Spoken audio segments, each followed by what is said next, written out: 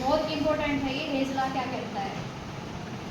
According to Hess law the enthalpy change, यानी enthalpy change होगी, या तो हीट इवॉल्व होगी या फिर absorb in a particular reaction is the same whether the reaction take place in one step or in a number of steps। समझिए क्या कह रहा है? हेज कहता है कि जब भी कोई रिएक्शन होगी, अगर वो एक स्टेप में हो रही है या फिर वो नंबर ऑफ स्टेप में हो रही हो, यानी एक से ज़्यादा स्टेप में हो रही हो, तो जो एंथैल्पी चेंज होगी ना वो सेम रहेगी। चाहे कोई रिएक्शन एक स्टेप में हो रही हो या कोई रिएक्शन नंबर ऑफ स्टेप में हो रही हो, उसमें जो भी एंथैल्पी का चेंज आएगा कैसा रहेगा? सेम रहेगा। देखो और आसान शब्द में समझिए, आपको जाना है नरवाना करना आपने, ठीक है? आप सीधा क्या करा आपने? खरल से आप सीधा कहाँ पहुंच गए? आप खरल से कहाँ पहुंच गए? नरवाना, ठीक है? ये हो गया एक स्टेप में आपने कंप्लीट कर दिया भाई, खरल से नरवाना चली गई। तो डेल्टा एच का जो चेंज है, मान लीजिए यहाँ एक्स है, एंथैल्पी चेंज कितना है यहाँ पर? जब मैं खरल से नरवाना जा रही हूँ या आप खरल से नरवाना जा रहे हैं, कितना है यहाँ? एक्स। अब समझिए, by chance number of step मैंने बहुत इसको बढ़ा चढ़ा दिया, जैसे कई बात नहीं होते ना, छोटी सी बात होती है उसको बहुत लंबा खींच देते हैं। आपने क्या कहा? मैं खरल से गुरुकुल के पंडाल में पहुंच गई, गुरुकुल के पंडाल से मैं सड़क पे पहुंच गई, सड़क से गई मैं बस में बैठकर पहुंची हमीरगढ़, ठीक है? और हमीरगढ़ से मैं पहुंच गई कहाँ? नरवाना। आपका फाइनल स्टेट, फाइनल जो आपकी स्टेट है वो क्या है? नरवाना ही है ना। ये जो है ये तो आपने एक स्टेप में खत्म कर दिया, खरल से नरवाना गई, सीधी सी बात है। या आपने क्या करा? नंबर ऑफ स्टेप ले लिए, बहुत सारे नंबर ऑफ स्टेप ले लिए, गुरुकुल के पंडाल में पहुंची, वहां सड़क पे गई, वहां से बस ली, बस से मैं हमीरगढ़ गई, हमीरगढ़ से नरवाना। तो यहाँ भी अगर आप देखोगे तो डेल्टा एच की जो वैल्यू रहेगी वो कितनी रहेगी? एक्स ही रहेगी। एंथैल्पी जो चेंज होगी वो कैसी रहेगी? एक्स ही होगी। डिस्टेंस तो आपने बराबर कवर करी है ना। बात समझ में आ रही है मैं क्या कह रही हूँ? कितने बच्चों को समझ में आई? हेज यही कहता है कि कोई रिएक्शन या तो एक स्टेप में हो या फिर नंबर ऑफ स्टेप में हो, उसमें जो एंथैल्पी का चेंज आएगा, या तो हीट उसमें इवॉल्व हो रही हो या फिर एब्जॉर्ब हो रही हो, वो कैसा रहेगा? वो सेम रहेगा। एंथैल्पी चेंज जो रहेगी वो कैसी रहेगी? सेम रहेगी। कितने बच्चों को समझ में आई ये चीज? सभी को आ गई? अब देखिए आगे एग्जांपल ले लेते हैं इसका।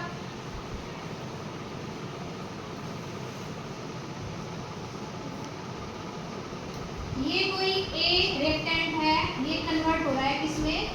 बी में। ये हो गया हमारा एक स्टेप।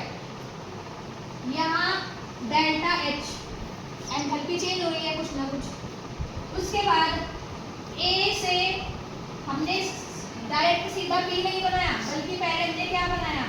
सी। सी से हमने क्या बनाया? डी। डी से हमने क्या बना लिया? मान लीजिए ई बना लिया, ठीक है? ए और यहाँ हमारा क्या है? बी है। इसमें जो ए से हमने सी बनाया, सी से हमने डी बनाया, डी से हमने बनाया क्या? बी। या यहाँ डायरेक्ट ए से क्या बन रहा है? बी बन रहा है। बन तो बी रहा ना, चाहे आप इस स्टेप में चले जाओ या आप सीधा एक स्टेप ले लो।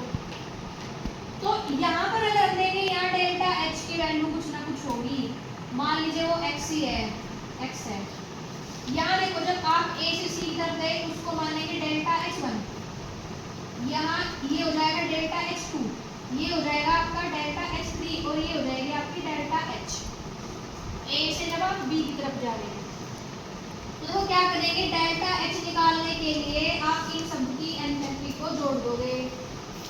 क्या करोगे, delta H1 plus delta H2 plus delta H3 etcetera, ये किसके इक्वल आएगा, डेल्टा H के ही इक्वल आएगा, डेल्टा H के ही इक्वल आएगा।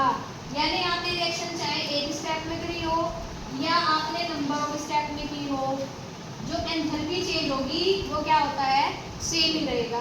बस क्या करेंगे, जो स्टेप में हमने एनर्जी ली है या जो खर्च हुई है, इवॉल्व हुई है या फिर एब्जॉर्ब हुई है, उसको क्या कर दोगे, जोड़ दोगे सबकी।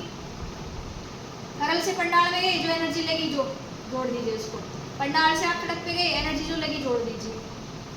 तय तो हमने सेम ही करी है ना डिस्टेंस नरवाड़ा जाने के लिए, मेरी बात समझ में आ रही है। तो जितने भी स्टेप है उनकी एनर्जी को चाहे आप सम कर दीजिए, अगर इवॉल्व हो रही है या हीट एब्जॉर्ब हो रही है, वो तो रिएक्शन के अकॉर्डिंग पता चलेगा कि इवॉल्व हो रही है कि क्या हो रही है, एब्जॉर्ब हो रही है। तो उन सब का क्या कर देंगे, सम कर देंगे, तो वो किसके इक्वल आ जाएगा, डेल्टा एच के इक्वल आ जाएगा।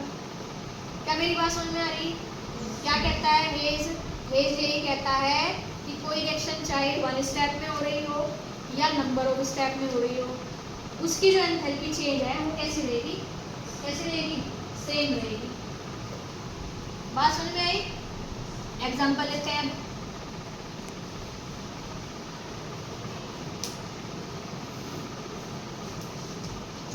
फॉर एग्जांपल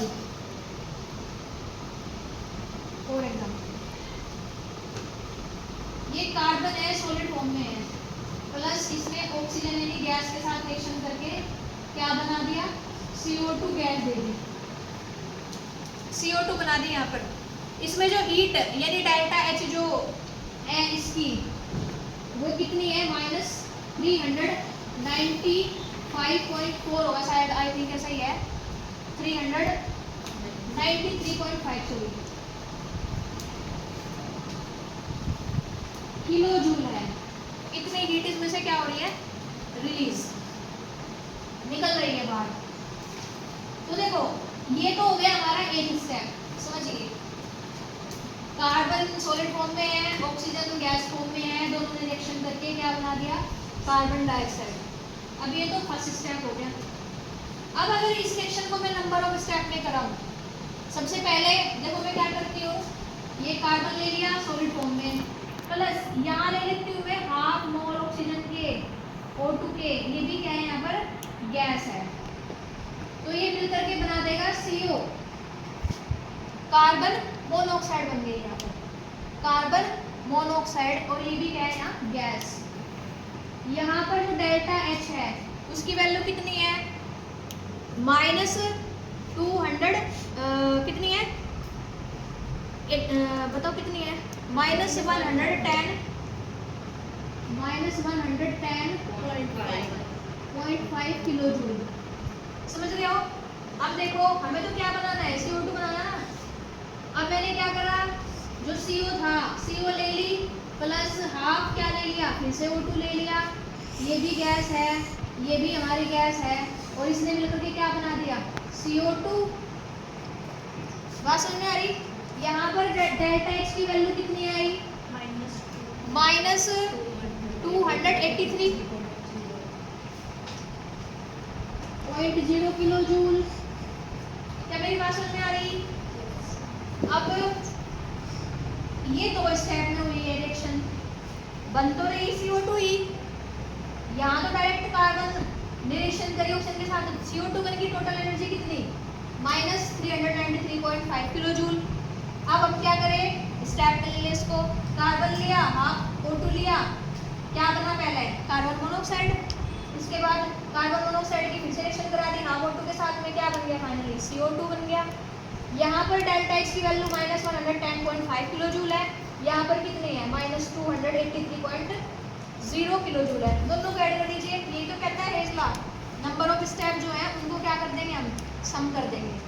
तो जोड़ दीजिए, जोड़ेंगे तो जो कैंसिल होता है तो कैंसिल कर दीजिए, CO से CO कैंसिल हो गए, इधर बचा क्या हमारे पास, यहाँ कार्बन किस फॉर्म में बची है, सॉलिड, प्लस हाफ O2 क्या बन गया, 1 मोल ही है, तो कितने हो गए O2। बात समझ में आ रही। फॉर्म और ये हो जाएगा हमारा क्या, CO2, ये भी क्या बन गया हमारा गैस फॉर्म बन गया। एंड इसको भी जोड़ दीजिए, एंथैल्पी को भी जोड़ो, कितनी आएगी, इसको और इसको जोड़िए 0.5 जोड़ो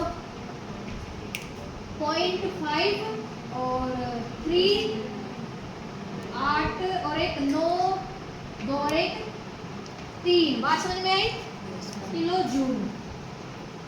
यानी चाहे आपने रिएक्शन को एक स्टेप में कराया या फिर आपने नंबर ऑफ स्टेप में कराया, जो एंथैल्पी का चेंज है वो कैसा है, सेम है। यही क्या कहता है, हेज लॉ कहता है। कितने बच्चों को ये चीज समझ में आई? जिसको समझ में नहीं आया हाथ खड़ा करे, जिसको समझ में नहीं आया कि पल्ले नहीं पड़ा कुछ भी। सभी को समझ में आना चाहिए, आ गया होगा, समझ गए? तो बिल्कुल आसान है, बहुत ही, और यही आपको पेपर में लिखना है। वहाँ पर आप क्वेश्चन भी दे सकते हैं, आपको ये आपको रिएक्शन दे देंगे, एंथैल्पी दे देंगे, पूछ लेंगे आपसे टोटल बताओ कितनी है। तो क्या करना है आपको, रिएक्शन को करा के जो कैंसिल होता है